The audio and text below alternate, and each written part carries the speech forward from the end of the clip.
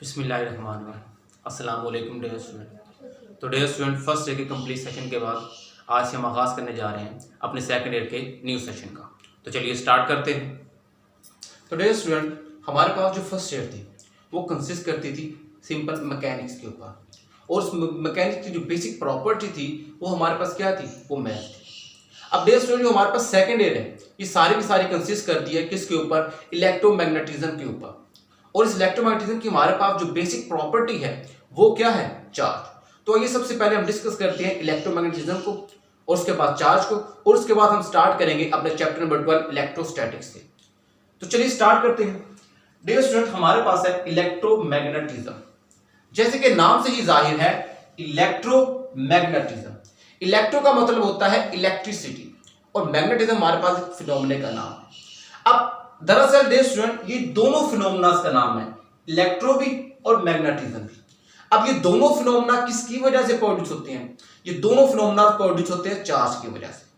तो इसी की बेस पे हम इलेक्ट्रोमैग्नेटिज्म को इस तरह से डिफाइन कर सकते हैं, the branch of science in which study about charges.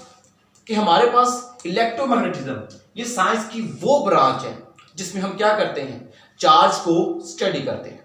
अब क्वेश्चन ये बनता है कि चार्ज को हम किस तरह से स्टडी कर सकते हैं। तो डियर स्टूडेंट, हमने लिखा टाइप्स। अब टाइप्स का मतलब कि हम चार्जेस को किस तरह से स्टडी कर सकते हैं। तो हम कहते हैं कि हम चार्जेस को दो तरह से स्टडी कर सकते हैं, तो उसको हमने टाइप्स में कन्वर्ट कर दिया। मतलब हमने इलेक्ट्रोमैग्नेटिज्म की दो टाइप्स बना दी। एक को हमने नाम दे दिया इलेक्ट्रोडायनामिक्स का, और दूसरी को हमने नाम दे दिया इलेक्ट्रोस्टैटिक्स का।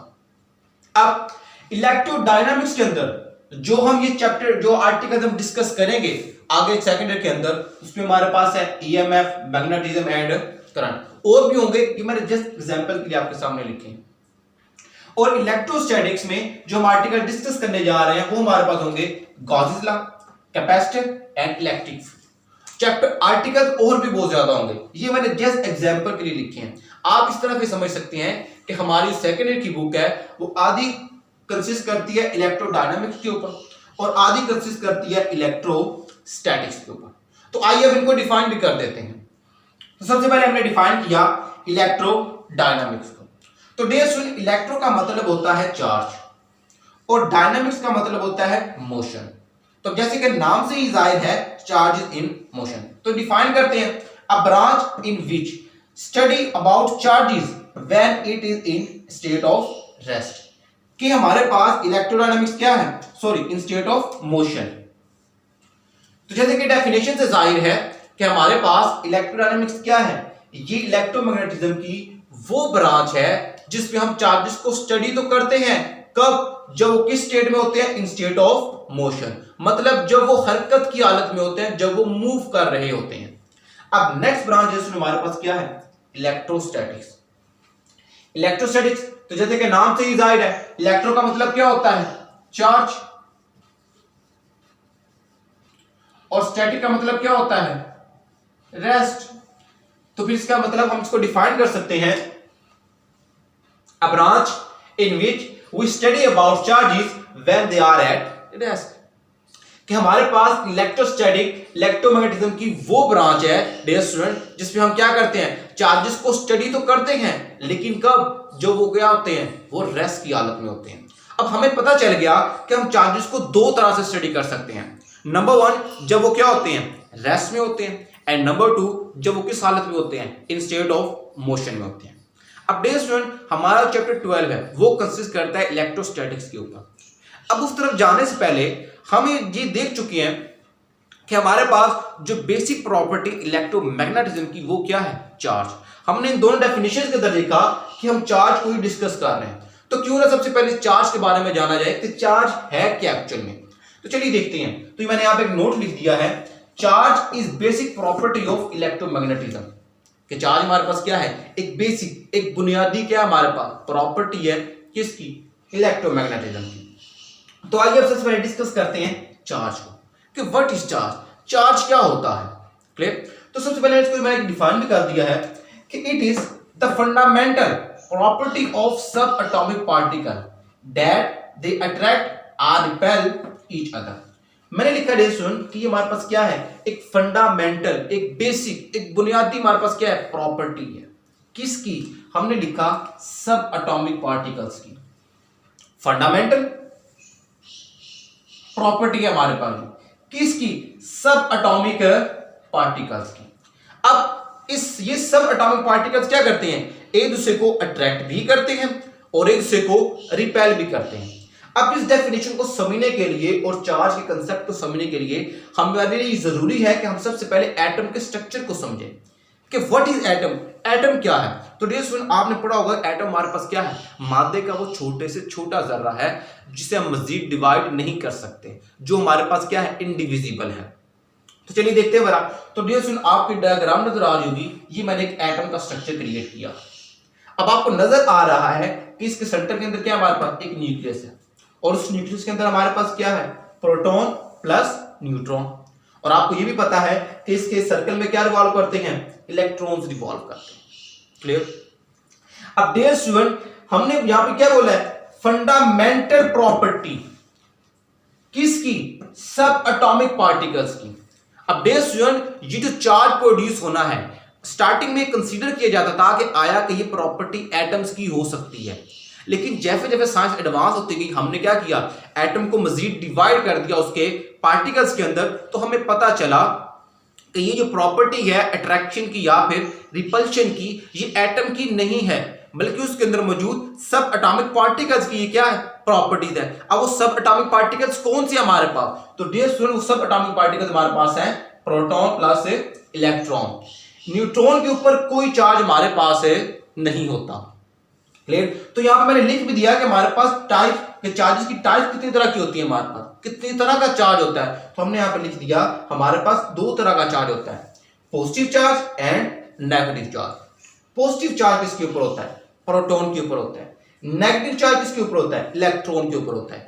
तो डियर स्टूडेंट चार्ज क्या है, ये हमारे पास एक बेसिक प्रॉपर्टी है किसकी, सब एटॉमिक पार्टिकल्स की, जो कहां पे रहते हैं, विद इन एटम रहते हैं। अब देखिए हमने एक चीज देखी कि जब हम सेम चार्जेस को करीब लाते हैं, मिसाल के तौर पे मैंने दो प्रोटॉन्स ले लिए, जैसे कि आपको यहां पे नजर आ रहा है ये दो प्रोटॉन्स है, तो ये क्या करते हैं, एक दूसरे को रिपेल करते हैं।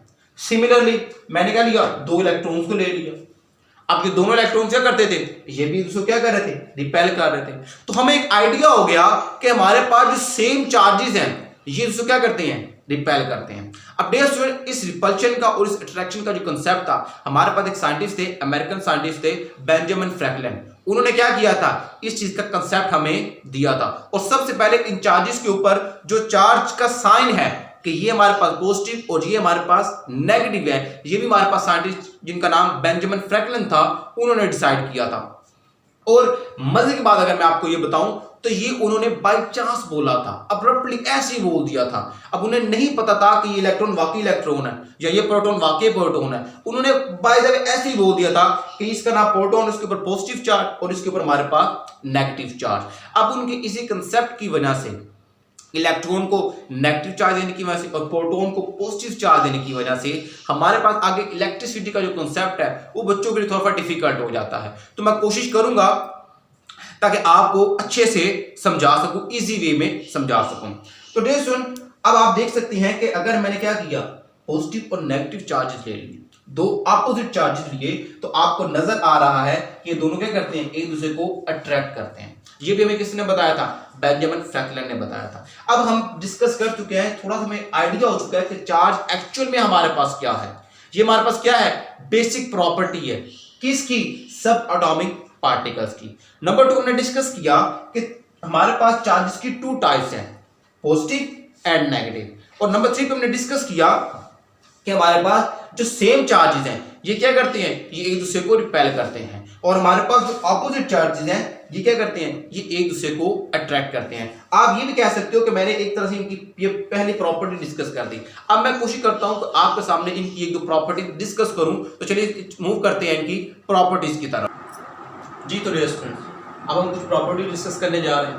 तो सबसे पहले हमारे पास प्रॉपर्टी है same charges repel each other and opposite charges attract each other. तो ये हम लास्ट टाइम भी देख चुके थे कि हमारे पास जो सेम चार्जेस होते हैं वो क्या करते हैं, वो एक दूसरे को अट्रैक्ट करते हैं और अपोजिट चार्जेस क्या करते हैं, एक दूसरे को अट्रैक्ट करते हैं, और सेम चार्जेस क्या करते हैं, एक दूसरे को रिपेल करते हैं। अब सेकंड प्रॉपर्टी हमारे पास है चार्ज इज क्वांटाइज्ड। ये बड़ी इंपॉर्टेंट जनरल प्रॉपर्टी है। क्वांटाइज का मतलब होता है पैकेट, बंडल। तो डियर स्टूडेंट, क्वांटाइज का मतलब ये है, अब फर्स्ट कीजिए मेरे पास दो ऑब्जेक्ट्स हैं, number 1 A and number 2 B. मैं आपसे ये कहता हूं कि बेटा क्या करो, ए से बी की तरफ क्या करो, 100 इलेक्ट्रॉन ट्रांसफर करो। आप इजीली कर दोगे ट्रांसफर। या मैं कहता हूं कि आप क्या करो, ऑब्जेक्ट ए से बी की तरफ क्या करो, 10 इलेक्ट्रॉन ट्रांसफर करो। आप इजीली ट्रांसफर कर दो। अब अगर मैं आपसे ये कहूं कि आप क्या करो, ऑब्जेक्ट ए से बी की तरफ क्या करो, 2.5 इलेक्ट्रॉन्स क्या करो, मूव करवाओ, ट्रांसफर करो, तो आप कर पाओगे? नहीं, आप नहीं कर पाओगे। आप कहोगे सर या तो मैं 3 इलेक्ट्रॉन ट्रांसफर कर सकता हूं या मैं 2 इलेक्ट्रॉन ट्रांसफर कर सकता हूं। 2.5 ट्रांसफर करना मेरे लिए पॉसिबल नहीं है। रीजन देखिए डियर स्टूडेंट्स, हमारे पास जो इलेक्ट्रॉन है ये क्या होता है हमारे पास, इंडिविजिबल, मतलब हम इलेक्ट्रॉन्स को मजीद डिवाइड नहीं कर सकते। हम इलेक्ट्रॉन क्या कर सकते हैं, मजीद डिवाइड नहीं कर सकते। तो इसका मतलब ये हुआ 2.5, मतलब हम इलेक्ट्रॉन्स 2.5 इससे इधर ट्रांसफर नहीं कर सकते। हम अगर इलेक्ट्रॉन को ट्रांसफर करेंगे तो या तो कंप्लीट 3 करेंगे या फिर क्या करेंगे, कंप्लीट 2 मूव करेंगे, मतलब 2.5 नहीं कर सकते। अब क्यों नहीं कर सकते, देखिए डियर स्टूडेंट, हमें पता है S unit of charge is coulomb.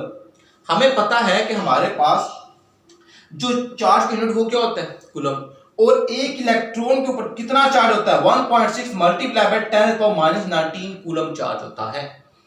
अब ये वो चार्ज है जो एक इलेक्ट्रॉन के ऊपर होता है, और इलेक्ट्रॉन को मजीद आप डिवाइड नहीं कर सकते हो।